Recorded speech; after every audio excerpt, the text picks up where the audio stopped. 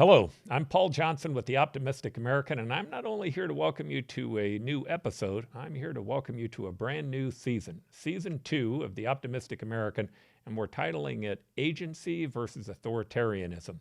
Now, in this very first show, we're going to describe what's happening in the season, and we're going to describe Dr. Emily Bashah and her family history. Genocide and Holocaust, they don't happen with just one madman at charge. They happen with a whole group of people, often a lot of people who take part in terrorizing other people and other individuals. In the United States, identity politics, cancel culture, nationalism, all of those things come into play when we begin to think about the challenges that we're facing inside of our community. Now, the story of Jews in Iraq is a story that's very close to Dr. Bashah, the persecution of those Jews, because her family was persecuted. Some were tortured and murdered, and it had a huge effect on their family as they had to flee what was becoming a genocide inside of Iraq. But it's also a template for what's happening inside the United States today, to understand what is taking place here. Now, I always want to stress, I don't believe that the problems here are nearly as big as you read in the media, but the signposts are up, and we have to pay attention to the challenges that we're facing. So again, this is going to be the true story of the Bashah family, what happened to them. Today we're going to talk about the history of Iraq, what took place with the Furud, with the genocide that was taking place there, the effect that it had on her family. And more importantly, we're going to talk about what was happening both politically and psychologically inside their community that began to create those forces that drove what was happening inside of Iraq, and also begin to understand how that begins to have an effect on us here at home. Again, this is Paul Johnson with the Optimistic American. It's going to be a fun season. Welcome to this first episode.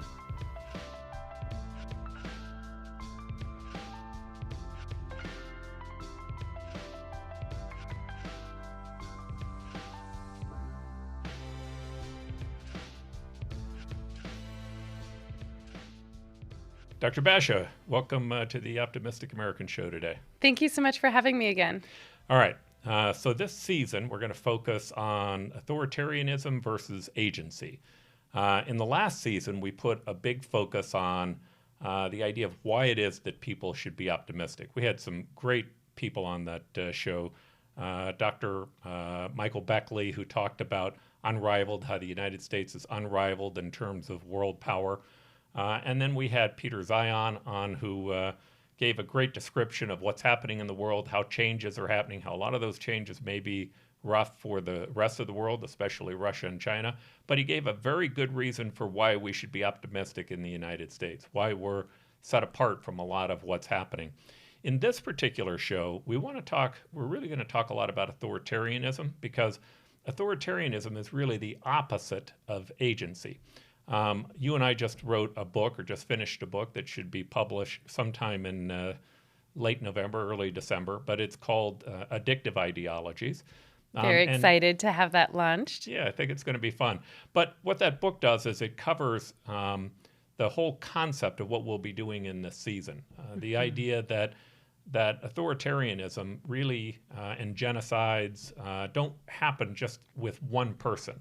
They happen with a group of people who begin to fall into a cult-like type mentality. And that doesn't happen overnight. That happens as people begin to lose agency. Now, the goal of it is to make certain that when people are looking at this, or when they try to understand what's happening, that they don't simply blame this on one person, that they recognize that each of us play a role in it. And that's how we're going to bring it back to today. Take responsibility and have accountability for themselves. Correct. Well, I'm very excited. This book really has attempted to capture a lot of things. And I think that was maybe one of the struggles.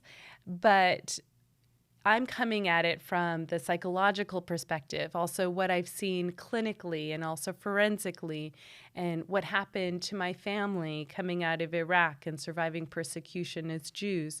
And we interwove that and intertwined it with your perspective and experience in politics, the inner workings of the machine within the political realm, and all the insights that you offer as an entrepreneur and a CEO of a big company.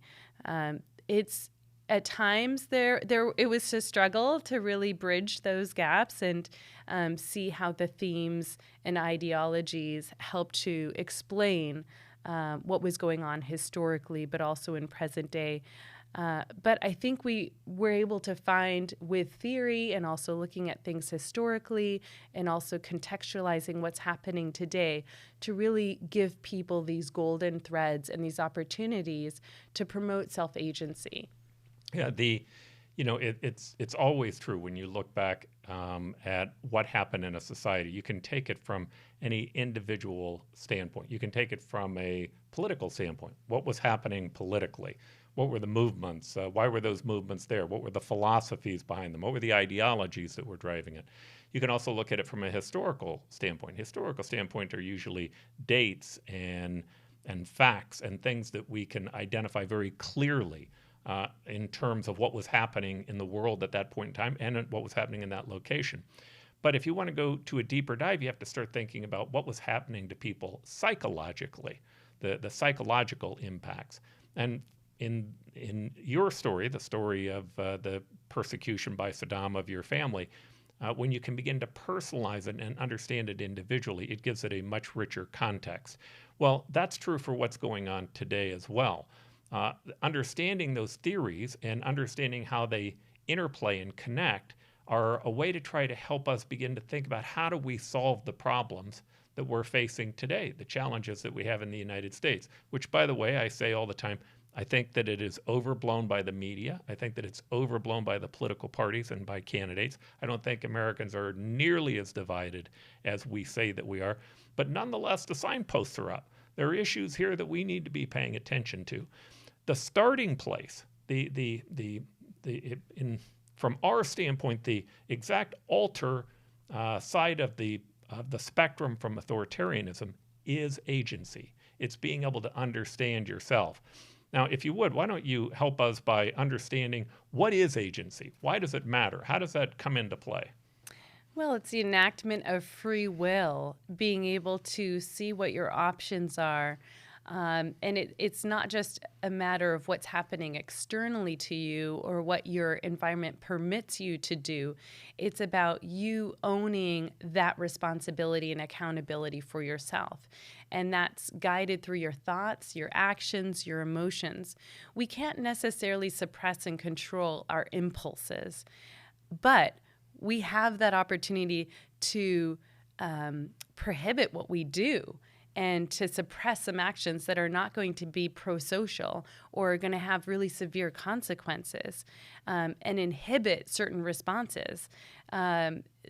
It's going to be important for survival, but not just that, to elevate ourselves, to transform ourselves, to mature in our development, to seek a balanced path and not just behave and act and think impulsively. It seems to me like agency is also partly about being able to control your own destiny, right? When self-determination. When you believe that you're a victim, when you believe that you can't resolve the problem yourself, it is inevitable that you think that it doesn't matter what you do. But as you begin to understand that you do control your actions, you do control your behavior, and your actions begin to determine what the future is going to be, that you begin to really understand the power of agency. And I see, honestly, in the clinical work that I do, some of the hardest parts really is about being honest with oneself and what is a driving force within oneself. We make so many excuses, and I'm victim of this as well. I'm not saying that we're all perfect. But we have to be the bigger person here for ourselves and say, you know what, I messed up. Mm-hmm. When I reacted this way, that was coming from this place. I was responding to fear. I was responding on anxiety. I was responding on anger. And I said something or did something that I'm not proud of. And let me correct this. Mm-hmm. And I can't tell you when somebody says to me, you know what, I messed up here, rather than giving me excuses, that I actually feel more connected to them. Mm-hmm. And, that does something. And so it's hard to practice because we have these ego defenses that tell us, no, protect yourself, self-preservation, How do people don't lie to admit themselves? fault. By living in a delusion is Hmm. a big thing. Self-betrayal, which we talk about in the book, um, and lying to themselves, Hmm. and living in this false reality based on what they want to perceive rather than really what is. All right, so if we can now, let's connect this, how you have control over yourself, to the Mhm. ability to begin to understand other people and understanding how they're going to act. The theory of mind begins to talk about this whole concept in psychology. I know that it originally was a philosophical concept, By but Descartes, Rene Descartes. right, but it became a psychological That's right. issue. Talk about that if you can, and how it connects to agency. So, developmental psychologists were really looking at this. What is a developmental psychologist? So they study developments of children. So they were looking at children who were imitating other people's behaviors, or maybe where they were like closing their eyes and thinking that the other person maybe can't see them because they can't see them. And so there's a developmental process that happens. There's sensory motor development. But what becomes harder to study, and I think what psychologists have really grappled with over the last couple decades, is these mental and symbolic representations in the mind. Now, humans are fascinating. We have developed neocortexes, which is different than other primates. And we have this ability to discern and think about other people's states of mind, what their desires are, what their intentions are, what they might be thinking, whether or not they think like us.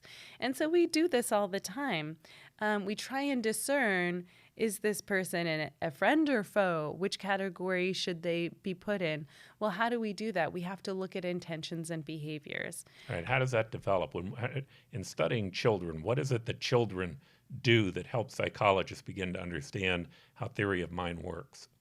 So through imitation, empathy, um, and understanding that a person's desires or preferences might be different than their own. So one of the case studies that first comes to mind is a participant was showing a child that they preferred broccoli over candy. And so when they asked, I think it was like a 3 or 4-year-old child, like, which one do I prefer? Or I would like one, which one would you give me? Knowing that that participant preferred the broccoli over the candy, the child gave the person the broccoli, even though it wouldn't have been their choice. They're understanding that this other person's state of mind is different than my own. That also becomes really important when we're looking later in development at morality. There's some fascinating studies that have linked appreciating and understanding other people's intentions to be linked to morality. Dig into that a little more. That's interesting. I find morality to be a giant mystery. I believe that it exists. There seems to be some common moralities amongst all humans, although the psychologists I know say that there is a difference between the ability to understand other people between collectivist societies and individualistic societies. Not that one or the other is necessarily better. They just begin to understand different things about people. In collectivist societies, they have a hard problem understanding how people can be ideologically different. But in ideological societies, or excuse me, in individualistic societies, sometimes they have a harder time understanding more specifically what's driving the other person. But you say that it drives morality. How does it begin to affect morality itself? So if I'm trying to deceive you and lie to you, I have to first think about what information do you have? What might you be thinking about me? How can I misguide you to think this other thing about me? Because I want to influence ultimately your thought process. And so you have to have this appreciation of another person's thought process. Which is different than empathy. Mm-hmm. And so researchers have looked at how do I want to say this? So researchers have looked at different parts of the brain that through functional MRIs become activated when they're trying to discern and distinguish the intentions of another person if they were trying to do something that was very harmful. And so, again, this is linked to theory of mind because now you're trying to discern this other person. Are they culpable? Should they be culpable if they tried to poison somebody else? Well, what were their intentions behind poisoning somebody else? So it was fascinating when these different parts of the brain were being lit up in these functional MRIs, showing that it's not just brain processes, there's also specific brain regions linked to theory of mind. Originally, when we were thinking about theory of mind earlier, it was linked to autism spectrum disorder, and the thoughts were that people didn't have this ability to really connect or empathize or have these social, emotional connections with other people, that there was something that was inhibiting that connection and that process. But now we see, being linked to the ability to form empathy to another person is a very complex process in the brain that does require higher order thinking, and it does involve the neocortex. Interesting. All right, so that brings us to this whole concept of the amygdala hijack. So we start with agency is about understanding how we can control our actions and our own behaviors and how that begins to have an effect on outcomes. Mm-hmm. That is connected to theory of mind, meaning you're going to have a much more difficult time being able to do that unless you can understand the intentions of others. Of course, that can be affected by a whole series of things, like if you label someone, if you decide to say, well, that's a Trumper. Well, what you've just done is you've lost the ability to be able to dig in deeper and understand who that other person really is as an individual, and to begin to influence them and to be able to get the things that you may want by utilizing your agency. Or if you say that person is a libtard, same thing. You put them into a category or with a Trumper. It just doesn't matter what term that you end up applying to them. The minute you label them, you're removing from yourself the theory of mind and the ability to really think through their intention, and instead you start thinking about them as a block. Now, you talked about this whole concept of theory of the mind is in the frontal cortex. Talk to me, if you can, about what is the amygdala hijack and why is it important in this process? So the amygdala sits in the limbic system, and it is a process that functions to operate on fear. And so it is important for survival because it activates that fight, flight, freeze response. The issue that you were just describing here in putting people in a box is it's a simpler cognitive process. It's not as taxing for the brain. When you have to take in a lot of information and make some split-second decisions, especially if it involves life or death decisions, you don't have the luxury of time to think through critically and what are my choices and my decisions, that you have to act impulsively, and so that animal growled, run. Exactly. Yeah. And so what we're trying to say is, be aware when other people are trying to take advantage of these primitive emotional processes that you can't necessarily ultimately control in the moment. But when you become aware when it's becoming activated, know that you need to calm your nervous system down, think through your options, take some time for yourself, and move your thought process more into that higher order thinking. So the amygdala was a portion of the brain that developed earlier than the cortex. It's a more primitive part of the brain, and it's in many ways more essential because it's designed to than the prefrontal be around cortex and the fight or flight. neocortex. The concept, the psychological concept of the amygdala hijack means that it's hijacking that frontal portion of the brain that deals with rational thought, and it can deal with love and emotion and a whole series of other things, optimism, creativity, innovation. It hijacks that portion of the brain so that it can get you back down to the most basic of functions, which is survival. Yeah, and what happens is it changes your perceptions of reality and distorts what you're seeing and into more of a negative bias. And so it can be hard in that moment to think more optimistically, to think more rationally, to think about what is the evidence for me to be thinking or feeling this way. Let me think through with logic and more of my rational mind and my reasonable mind, rather than acting on your emotional mind. And so sometimes people might be set just naturally to responding from an emotional mind and having more of a negative bias or being more pessimistic in general. There's a lot of research saying that if you can try and swing or try and offer some kind of balance, it's going to have tremendous health benefits to your mental health, your emotional health, improving longevity.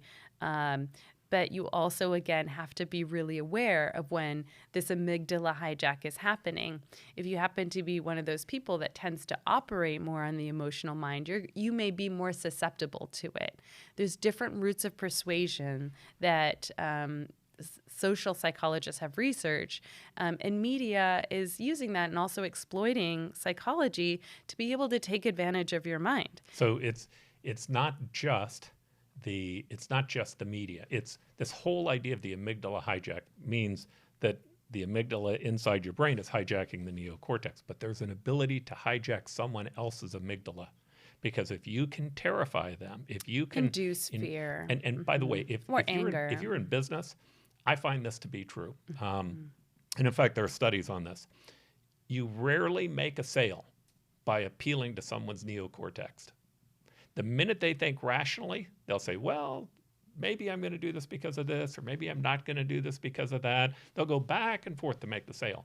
So a good salesperson knows, I have to get to the emotions of this person. If I can get them thinking about the safety of their family, if I can get them to thinking about how they may be harmed without this product, or the other side, wow, my cultural status is going to jump real high if I have this great new Apple phone or this new Ferrari. It's going to make you feel really, really good about yourself. And of course, anybody who buys, any young person, I've seen a number of older people in midlife crises that will go out and buy these cars that are way beyond what it is that they can afford. But for a little while, it makes them feel like, I've arrived. I'm now here, right? But that's all emotions. There's nothing to that is about the rational part of the brain and how it works. Well, when you start to think about that it can happen, that it's happening to you every day when you turn on the news, when you're listening to an advertisement, when you're hearing a political party or a candidate, all of those groups understand that to sell you, they have to sell that portion of the brain. And it is much easier to sell someone on fear than it is aspirational goals. You can actually hijack someone else's amygdala if you can begin to empathetically think about, who are they? What are they terrified of?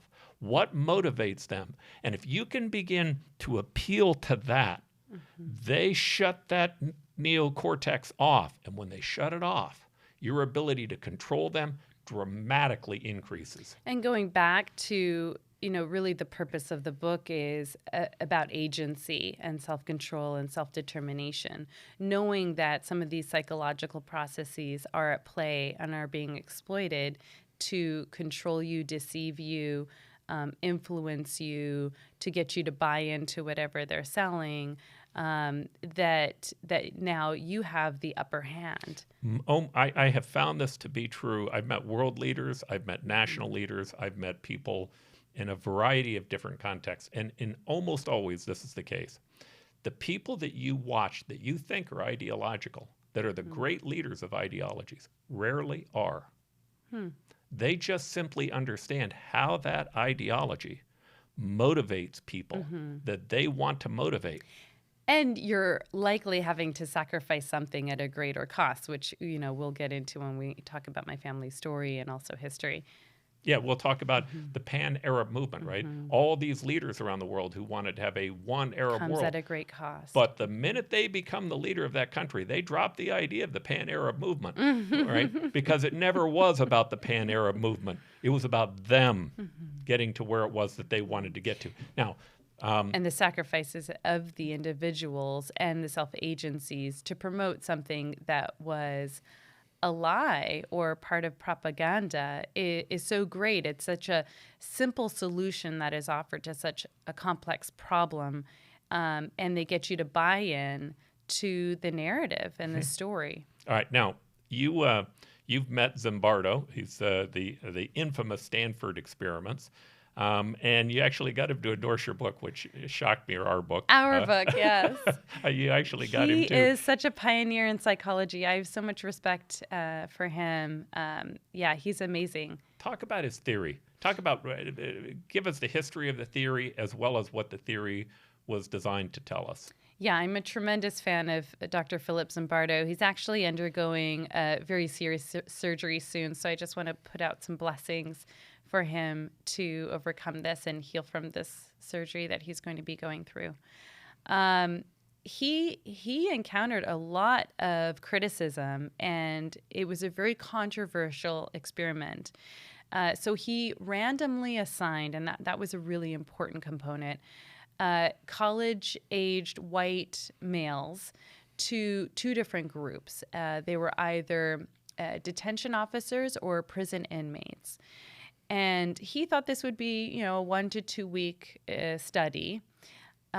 It could only go on for days, and they actually had to suspend it because of what they were seeing was happening. The question they were trying to answer when Dr. Zimbardo developed this study was, what is it about, is it people or is it conditions that they're placed in that brings the evil out of them? Is it some inherent dispositional traits, like are there good apples and bad apples? Or can you take good apples and turn them into bad apples based on the circumstances and the context that you put them in? What this study showed and revealed quite dramatically within a few days is people aren't inherently evil. But if you put them into certain circumstances and conditions, you will bring about things that are shocking. And so knowing that is so important, especially with self-agency, because you may think, oh, no, I would never do that in that situation. But trust me, if we're put in those situations, we may be more likely than we're really wanting to give ourselves credit for. And so being aware that that phenomenon exists, he found that the people who were in the detention officers category were depriving people of food, Wait a minute, harassing them. They started out with it just being an experiment and not telling the guards what to do and not telling the prisoners what to do, right? They got to this concept of what you're talking about, depriving them of food all on their own. Is that correct? Yes. So one of the things that Dr. Zimbardo was looking at later was he was acting as the superintendent, and they did offer the guards some really basic direction, but there wasn't a lot of like scrutiny or oversight or no, you can't do that or you have to do that. And so it really gave the guards this free range. They basically said, like, you cannot physically abuse people. But they did things like strip them down naked, kept feces and urine in their cells, gave some inmates rewards for good behavior while punishing others and putting them in segregation and isolation. There was actually a prison riot. I think it was like by day 2.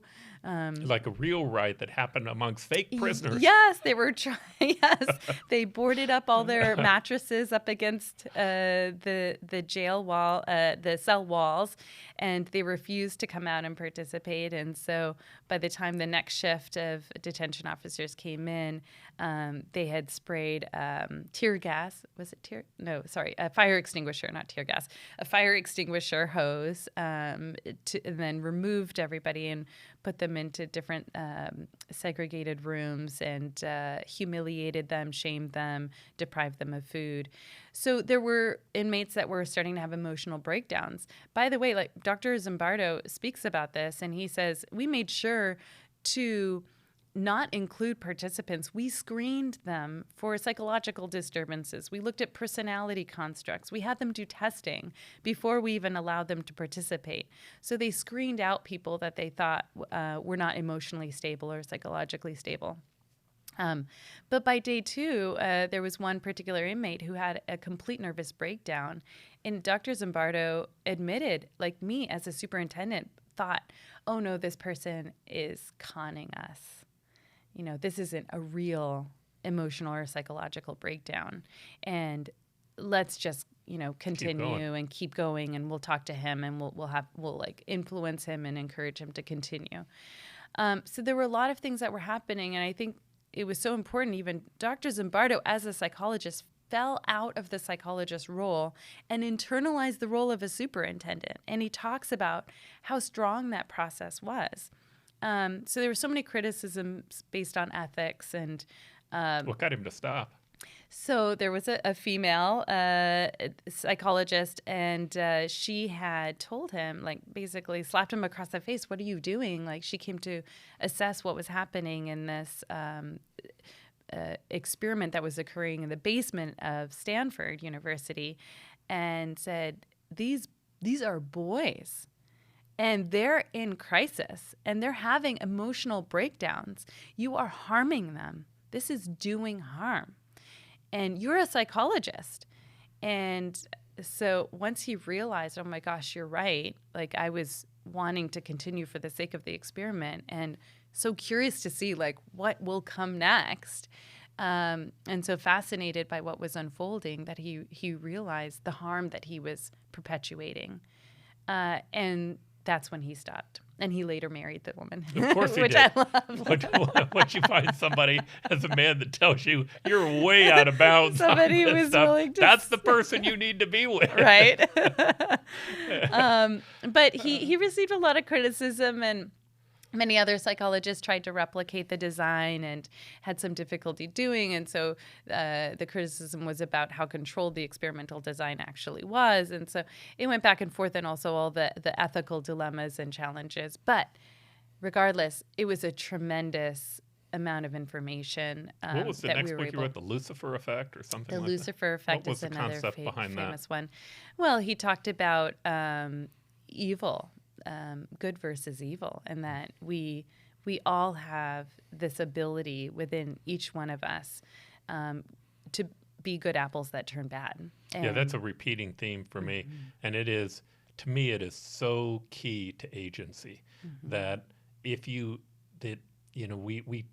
what ideology wants us to do, if we're a liberal, and I have many friends who are liberal and conservative. In fact, I value both of them. But if you're a liberal and you're watching what's happening on the Trump issue, you begin to think those people are evil, right? And the truth is, all of us have some evil in us. All of us. All of us have the propensity for evil. That's really I would what he's agree with the talking way about. you're saying it there. And Let's say the all of us have propensity. some good in us as well, or Yes. propensity for good, right? What he did in that experiment was he was able to utilize it to create a construct that removed people's agency, that began to put them into a construct that they felt like, hey, I have a role that I have to do, instead of looking deeper and saying, this doesn't align with my morality. This isn't how I treat people. This isn't something that I'm willing to do. They bought into it because it was an experiment. Imagine how much greater that is when it's not an experiment, when all of a sudden your social status is dependent upon your ability to take part in the order. Yeah, and there's a real threat to your family to conform and obey the orders and commands of the authoritarian great government. book. I think it's called In the Garden of the Beast, but it's about it is about the ambassador to Nazi Germany. And it was right at the beginning, before the Holocaust actually began to take place, before the genocide took place, before the war really took place. And it's a terrifying book because you can watch, like his daughter falls in love. He worked for Franklin Delano Roosevelt, very progressive individual, very much a believer in Western democracy. His daughter falls in love with a Nazi officer, wants to stay there, right? And he's watching people around him, and he says what happens is, in the beginning, it's just people like Hermann Goering who's saying, hey, this is what we need to do, and this is what Jews have done to us, and this is why it needs to happen. And he says, and almost all of his friends were like, well, okay, they're too extreme on that issue, but let's look at the good things that they're doing. He says, but over time, you could watch converts begin to happen, where they'd start to buy into the language. And then he says the people who were left began to become way too terrified to speak out against it. Not because they thought they were going to go to a prison camp, but because they thought that it would destroy their life in the society that they had gotten used to. It was any type of collectivist society is always designed to give one construct that's right or wrong.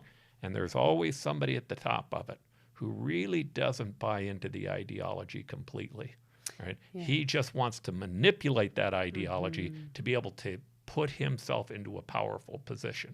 Yes, I believe it's a researcher, Joyce Bellinger, was really looking at that phenomenon and constructs of how is it that you could get masses of people or groups of people or even individuals to commit violent acts for the sake of ideology. Joyce Ballinger really did four things, or she talked about the four results from obsessive ideologies.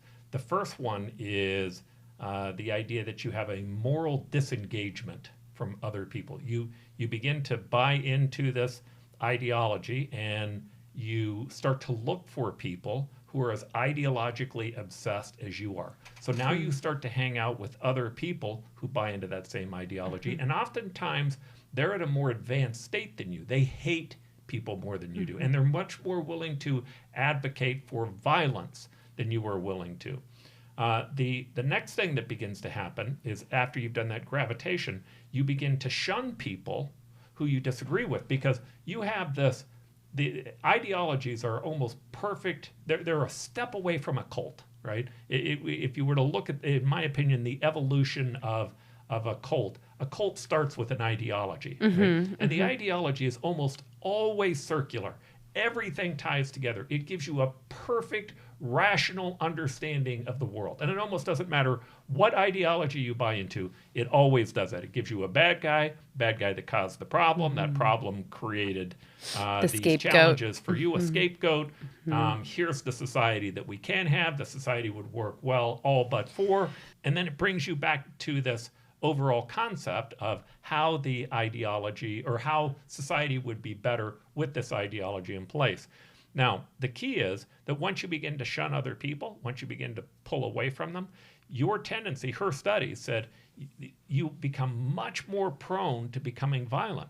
So you can begin to see this direct link from people getting involved in ideologies, shunning other people who don't think like them, because anytime they start to challenge your point of view, anytime they challenge how it is that you're thinking, it's disturbing to this new ideological cult that you've fixed in your mind. It's an indoctrination process. Right. That's what you're describing. And when you begin to understand that, you can understand how someone can use ideology to manipulate you, to hijack your amygdala, so your amygdala hijacks your neocortex, so you'll fall in line with what they want. But almost always, by the way, if I were to give you the one ideology that I believe in, it's called rationality. All right? If you think, I think it was Thomas Jefferson who said something along, I'm going to paraphrase, I would never subscribe the entirety of my thinking to any political party or organization. I reserved that for myself. And then he said, if I had to go to heaven with a party, I'd rather not go at all. That's amazing. What he realized as a brilliant individual was, why would you ascribe your sense of agency to an organization and to organizational thought? You want to be able to apply rational thought. And rational thought is almost all done in the neocortex. There's very little fear that's involved in that portion of it. And there you can think not only about hey, why is this happening? But Thinking through issues critically versus what your party is just telling you to and think you can of. be creative at solutions because you can think about Yes. how the other person might be seeing the problem. You can't solve any problem without understanding how it affects other people and how it is that we want to try to move something forward that's fair to other people. Yes. All right, now, here's what I'd like to do. I want to move to kind of the next section of this talk. And what I want to do is I want to move to having you read the very opening chapter of your book, because I think it does a good job of our book. Thank you again. But it does a good job of setting up our ability to talk about authoritarianism. Yes. All right. I'd love to. Why don't you read the opening chapter? I really think that it does a good job of setting up this next section talking about authoritarian governments. I'd love to. A cold, crisp air filled his lungs. He was just a 17-year-old boy. As he walked towards the scaffold, his heart began to beat so hard he could feel it in his throat. The stones stuck to his bare feet, and they hurt as he walked up the wooden stairs. The sign around his neck stating he was a Jew, and told of a crime he had been accused of days before on a mock televised trial. His desperate eyes searched the angry crowds, looking for someone who might come to save him. He had done all that his captors had told him. He had told the court he was older so they could hold his trial. He knew he was not a spy for anyone. He believed his innocence in the end should matter. He just knew someone would stop this madness. But here at the end, all he could do was cry. The Arab crowd at Liberation Square was large, and they were at fever pitch. People spat on the men walking up to the gallows. They threw rocks at them and hit their legs with sticks. The young boy saw the other men in front of him that had been accused of similar crimes. He watched them as they began to resist or fall apart in the last few seconds of their life. He felt the sack being pulled down over his face. He felt the heat of his breath, the beating of his heart, as the noose was lifted around his neck. He felt a terror shiver through his body, releasing any control he had over his bodily functions. The man who had placed the rope around his neck began to tighten it up under his chin. He gasped for air. He begged God to save him. Across Liberation Park was another Jewish boy. Joseph Bashah was just 19, riding his bike home. He could hear the commotion in the park, people cheering and shouting insults. And as he looked across the park, he could see the sacks over the heads of the condemned men and boys on the gallows. He felt a panic in his chest. He knew this related to the trial of the Jews. He knew this was why everyone he knew was so terrified that they were in a panic. So this 19-year-old boy riding his bike to Liberation Square, which is in Iraq, Baghdad, Tahrir Square is how we pronounce it in Arabic, was my father. Joseph Bashah is my father. And he remembers seeing all of this and this commotion.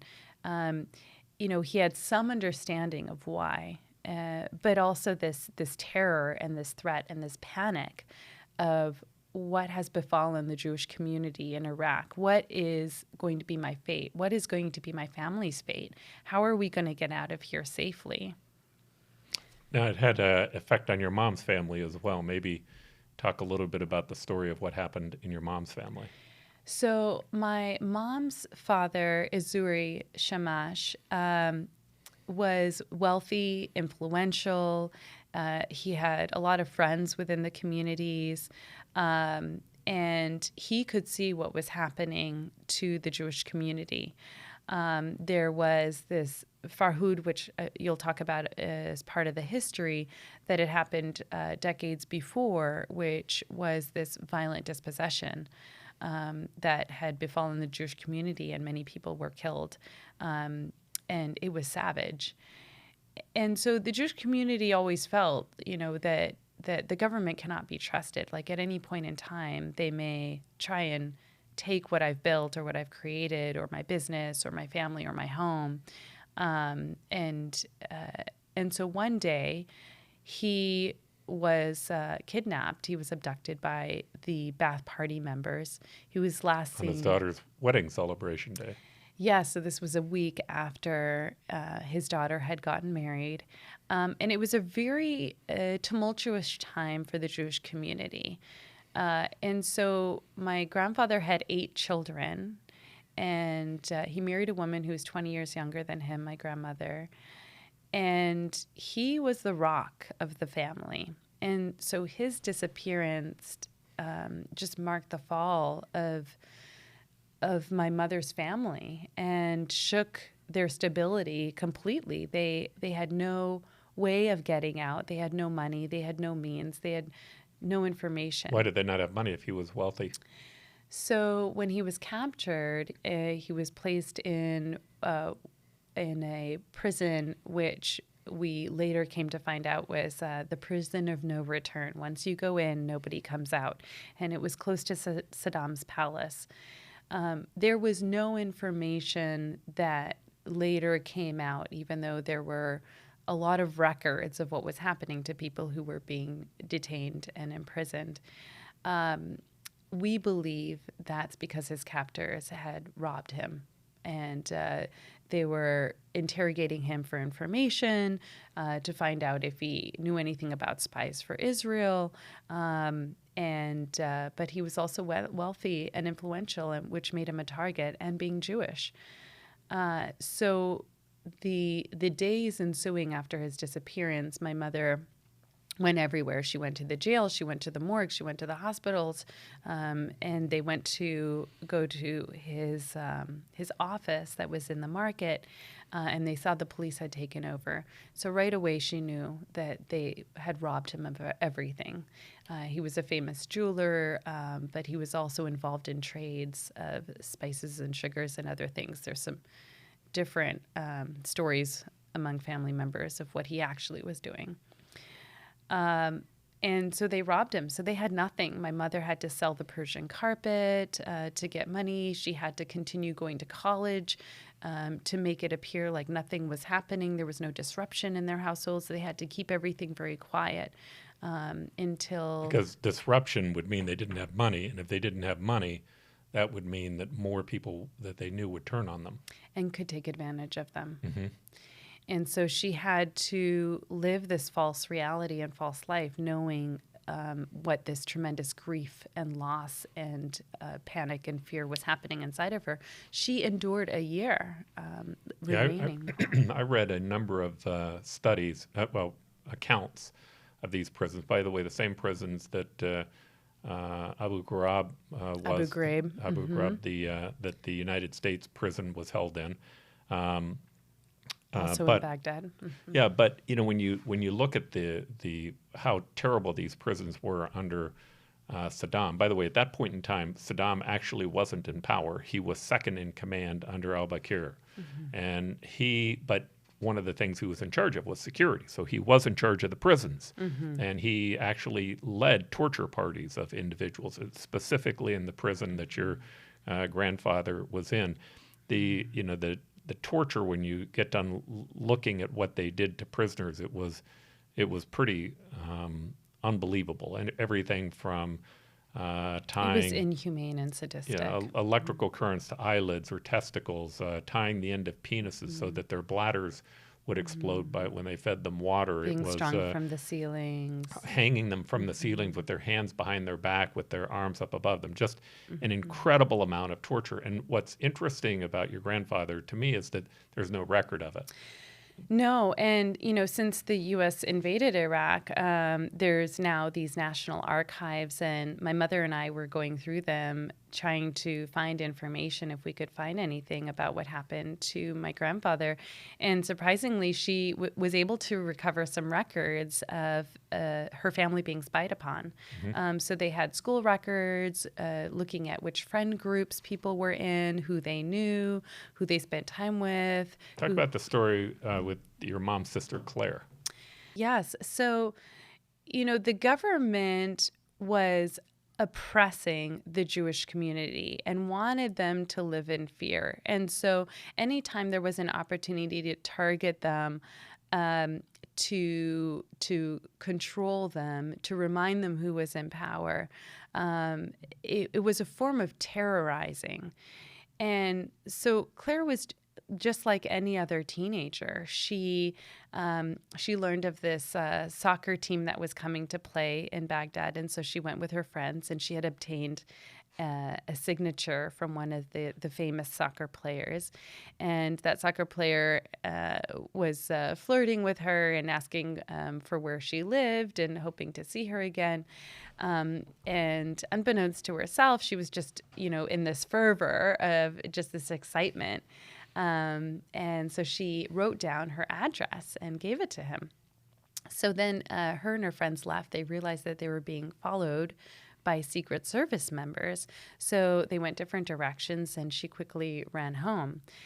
Service members immediately came to her house because they were not allowed to provide any kind of information to outside international sources. The government did not want the international community to know about the human rights abuses that they were committing in the country. And this became an opportunity to also extract more information and find out more about the family, and any accusations that they wanted to create, they could. There's no justice. There's no oversight. There's no jury. There's no balanced judge that is actually looking at evidence. The government could create any kind of conspiracy theory they wanted if they wanted to convict and kill and murder and destroy anyone and their life and their livelihood.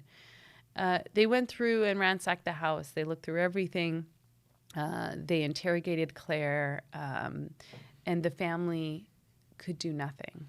There was no, they had no ability to protect Claire. And my mom recalls her father being so emotionally upset and distraught over this that the Secret Service members took Claire to interrogate her further. And at that point, he thought that would be the last time he would see his daughter. And I can't imagine what that must have felt like for him, knowing that if he was going to even just physically fight with them to prevent them from taking his daughter, what other harm that might befall the family and his other 7 children, that he's just in this position, this complete, utter helplessness, that there was nothing he can do. Yeah, it's hard to imagine for me as a father and a grandfather letting my daughter or son being taken by someone else. But in that position, the answer is they would have killed all the rest of them. If he would have put up a fight, it would have been devastation for all of them. And that Sophie's choice that oftentimes these tyrannical governments leave us with becomes very difficult. Mm-hmm. Yes, absolutely. Fortunately, one of my mother's sister, the eldest sister, knew of somebody who worked in the government in the ministry and was able to pull some strings with people within the government, and Claire fortunately was released. So, it's really fascinating to see how grief affects the family even today after it's been more than 50 years, that all the different family members really blame themselves and see, like, he should have left sooner. He should have saw the signs on the wall. If I only had stopped him before he went to the coffee shop that day, I could have prevented his disappearance. If I didn't have this elaborate wedding to celebrate my engagement, maybe I wouldn't have brought the attention onto the family and the wealth that the family had. And this haunts them today. It continues to haunt them. And I can't even imagine what it was like for my mom fleeing Iraq, fleeing persecution, not knowing whether or not her father was alive or dead, not knowing what fate had befallen him, and having no way of contacting him. They tried everything they could. They spoke to as many people, even Golda Meir. And even she said to one of my family members, "Why did he wait so long? Why didn't he? He should have left sooner." Yeah, you can imagine, though, how difficult it is to make that choice to leave. There were a number of Jews who did. The history here, I think, kind of plays into better understanding this a little bit. So the British had a control over Iraq for a period of time, and during World War II they had control over it. But there were a group of people inside Iraq during World War II that thought that it was a perfect time for them to line up with the Nazis, and they were very anti-Semitic. So they were able to do a small coup. Now the British, seeing it as being an important place, came back in, surrounded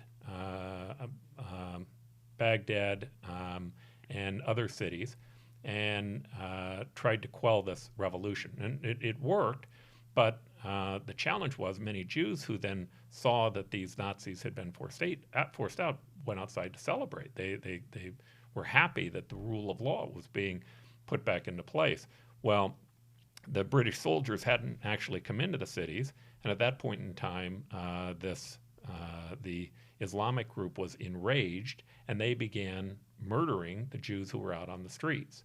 There are big mass graves that you can see from it, but the stories were horrific, ranging from the amount of people who were killed or maimed or murdered, arms, legs being chopped off, men walking through town with Jewish women's breasts. I mean, it was horrific in terms of what they did. When that was finally quelled, the monarchy, the Iraqi monarchy, was put back into place. And later, King Faisal, who was Faisal. Faisal, King the second, Faisal. Faisal the second, thank you. By the way, I'm going to murder these. I can write all these names out, but I'm going to murder the pronunciation of them, just so you know. So you don't judge me Just as an Arab. don't murder anyone else. I'm still an American heart in my heart of hearts. I mispronounce everything. But we forgive you. Good. So in any event, though, when he put it back into place, there was this strong pan-Arab movement that was happening all around in the Arab nation. And at the time, the Ba'ath Party probably began in Syria, but the pan-Arab movement really began to look to Nasser in Egypt as being this pan-Arab leader. And the idea was to try to pull their community under one leader to take it back to what they thought Muhammad had spoken about. Now, there were alternate agendas, right? So here's the making of the ideology. There we go. So if you were a Shia, you were a majority in Iraq. You were a majority in Iran. But in the entire Arab world, overwhelmingly, Sunnis were the majority. So if you created a pan-Arab world, Sunnis would be in charge, not Shias. It would put your sect, your people Hence in the charge. tribal conflict. That's right. And so the people who were moving towards this pan-Arab movement, in the beginning, they created a revolution. It's called the July 14th Revolution. And they were able to depose the king, King Faisal II. And of course, they didn't just depose him. They murdered him and his family immediately. The prime minister, Nouri al-Said, his cabinet members. You know, your mom talks about this story where she could see this truck carrying a body around. Oh, it's horrific. Around the town that was naked and stripped and castrated. That was Nouri al-Said. Right? They hung him up on a building along with the crown Nouri prince. al-Said. They were brutal in this. Now, overnight, Qasim, who had put this whole plan together, immediately abandoned the pan-Arab movement, and he began instead talking about an Iraqi first movement. Right now, that upset al-Bakr and his protege, which was Saddam and the Ba'ath Party, because they felt like they had been promised this pan-Arab movement. But what did Qasim want? He didn't want Nasser to be in charge. He wanted himself to be in charge. Well, the Ba'ath Party continued to promote this pan-Arab movement. Well, in the Ramadan Revolution, they were finally able to overthrow Qasim, and when they were put into place, they didn't move towards the pan-Arab movement either. So the things that were being promised to people on the street that gave them this belief that they were going to be back in control. It's pride and nationalistic fervor. That's right. It always boiled down to individuals wanting power. Now, individuals wanting power is not a bad thing, right? When you have the rule of law and free elections, it goes back and forth, right? You'll have somebody, there's a, someone psychologically looked at President Trump and talked about him being a narcissist, and another psychologist said to me, everybody who runs for office is a bit probably has some narcissism. And I suspect after running for office, there's some truth to and that. There's healthy narcissism and there's unhealthy narcissism, right? We have to look for the impairment. There's this inclination inside, this propensity for evil inside of all of us.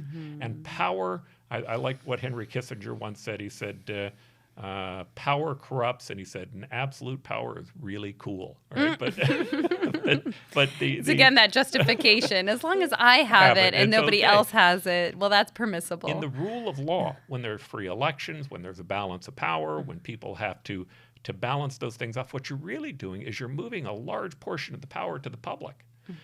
But when you start overturning elections, this is a guarantee. You have no idea where it will go. You think you know where it's going to go. You think that the leader and the people who are in charge are going to drive a movement that will push some ideology that's being sold to them.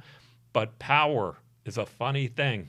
And also, I mean, ruling with fear, I'm just trying to imagine what it must have been like in that period of time with the coup occurring, knowing that if you were going to disagree with this authority, and I'm sure you're going to get to the history once Saddam gets into power, what he does to even his supporters, but controlling the masses through fear.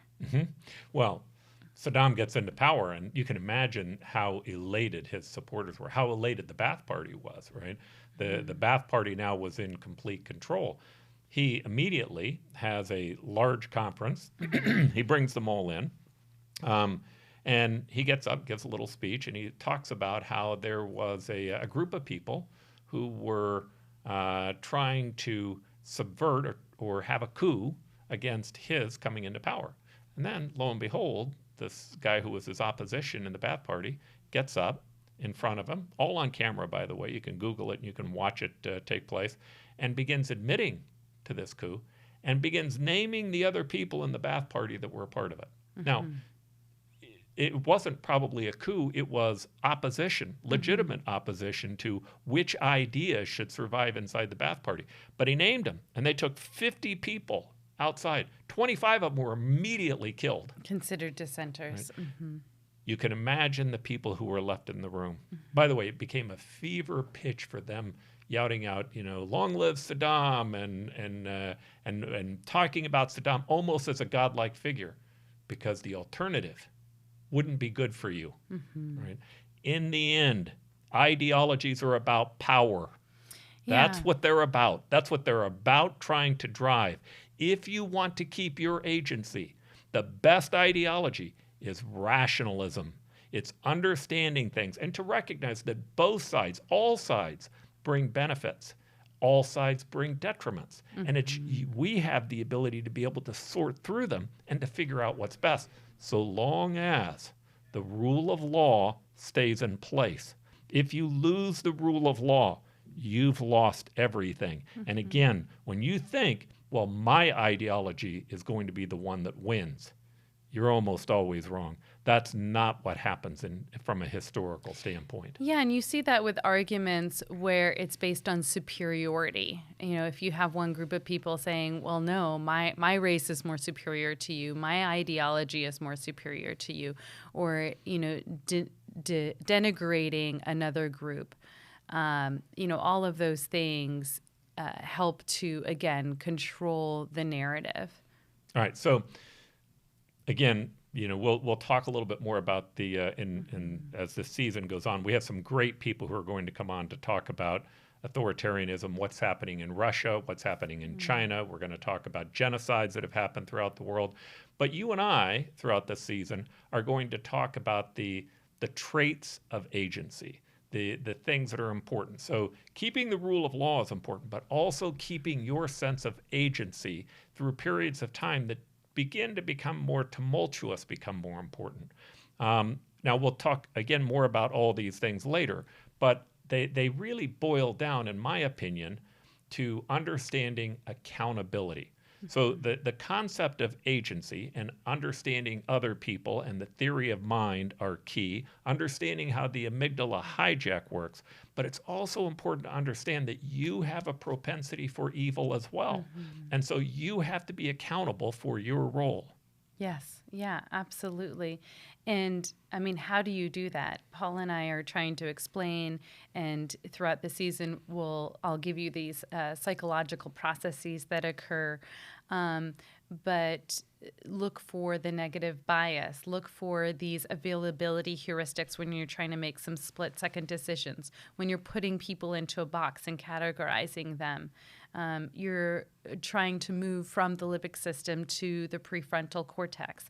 These are all things that you can do to make deliberate, conscious choices at self-determination and free will. Most importantly, don't lie to yourself. Don't allow yourself to be deceived by other people or things that might come neatly packaged and simplified information. So on the issue of accountability, and then we'll walk through just kind of the 7 items of agency here to end this. On accountability, I want to be accountable for myself. And I'm doing this because I think that it's really important for people when they watch the problem that's happening to recognize that it's not one person, that they play a role and that they need to be accountable for themselves. So, I've spoken about this before. Like if you watch Fox News, you'll watch like a full-time play on immigration so that, again, they can terrify you about what's happening on the immigration front. And you'll keep watching tomorrow to see what happens. On the other side, there's a constant talking about what's going on with Donald Trump and his ability to overthrow democracy. Right? Now, I would argue both of them are taking things out of perspective. It's not that it's a lie, but it's not the truth because it's not in perspective. There's a lot more going on that's good that oftentimes we're ignoring. But it's captured me more than once where I've become afraid because this rule of law thing to me, the Constitution to me, is incredibly important. I'm a big private property rights guy. I'm a guy who's big on the First Amendment, the Second Amendment, the right to freely assemble. All those things matter to me. But most importantly, I understand historically how the rule of law plays into it. And when that becomes threatened, by that amygdala of mine begins to act up and it begins to hijack the rest of my thinking. So I can recall, probably said this more than once, to a family member, to a brother, who was making a point to me. And I said, "Oh, you got that off watching Fox News, didn't you?" Now let's deal with that for a second. What am I really saying? I'm saying you're a moron. All right, that you are getting your news from a subpar place. Right. Now, I think all I did to him was I forced him to quit watching Fox and he started watching Newsmax, something was even more radical. But more importantly... Or to stop talking to you and start exactly talking to happened. people we who didn't hate talk to the each same other people. for a while. We lost. We were willing to give up on people that we love for people that we don't even know. I don't know Donald Trump or Joe Biden or any of the people that are running, right? Those aren't friends of mine. They wouldn't return my call. They wouldn't return his call either. Right? We gave up on something that was more important. I have to be accountable for that. And that's happening in our society a lot, where we're insulting people. If you really are patriotic and you really want to be pro-American, stop insulting other Americans. Start listening to what it is that they have to give. Now, that brings us back to those 7 items that we're going to be talking about, and we're calling them ideals. I like because they're aspirational. They're aspirational. It's kind of the Plato's ideals, the idea that we're aspiring to something that maybe we can only get the shadows of here on Earth.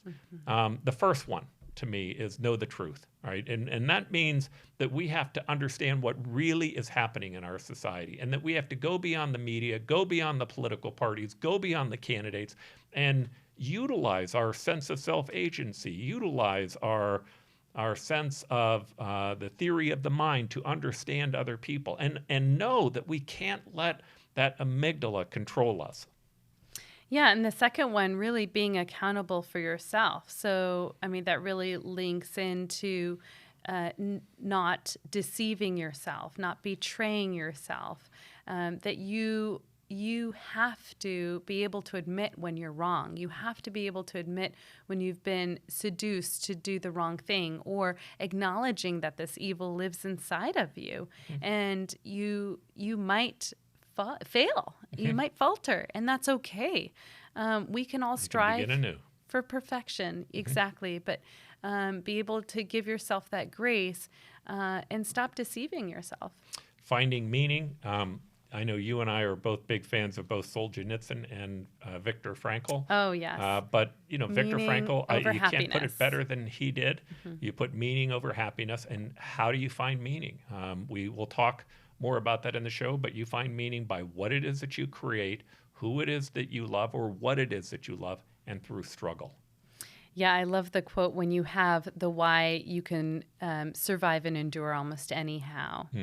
Yeah, it's a powerful quote. The other one is leverage yourself, leverage your strength. Know what your strengths are and what empowers you. What are your unique talents? Yeah, and I think one of the important things in leveraging yourself and strength is being willing to listen to people that you don't agree with. All right, this whole idea of cancel culture, it's backfiring on itself. It's stopping the very thing that it's trying to save us from. And talking about that's going to be a part of this, because internal authoritarianism is being driven by both the right and the left, or at least the extremes of the right and the left. And that brings one thing I just want to add on that is, there's benefits in diversity within groups. And there's dangers if you're only surrounding yourself with people who agree with you, who think like you, and there's no objections to that. Because it's just promoting unipolar thought processes. Love and connection. And love is an important word because we've separated the Greek word of love. The Greek had 7 different versions of love, but understanding those different versions are important. Romantic love, brotherly love, but also the ability to love people that you don't even know. The ability to be able to address other Americans as brother and sister, as opposed to liberals or neo-Nazis. It's understanding that you can find that love is something that has not only an effect on other people, but it has an effect on how we think as well. Yes, the ideal number 6, believing in yourself, believing in others, believing in us. I think to me, and to us, that's really linked again to optimism. When you're looking for this hopeful future, when you feel inspired, you're surrounding yourself by people who inspire you, that model for you a life that you also want to live, and create that for yourself. How are you going to manifest that? Well, you have to have something that you truly believe in that feels purposeful and meaningful to you. And then last, we belong to something bigger. I'm a huge believer that we beat up on ourselves way too much. We beat up on ourselves not only in terms of what's happening currently, but on our history. To me, the American history, it has its flaws. By the way, being an optimist doesn't mean that we don't recognize that there are problems. Certainly there are problems.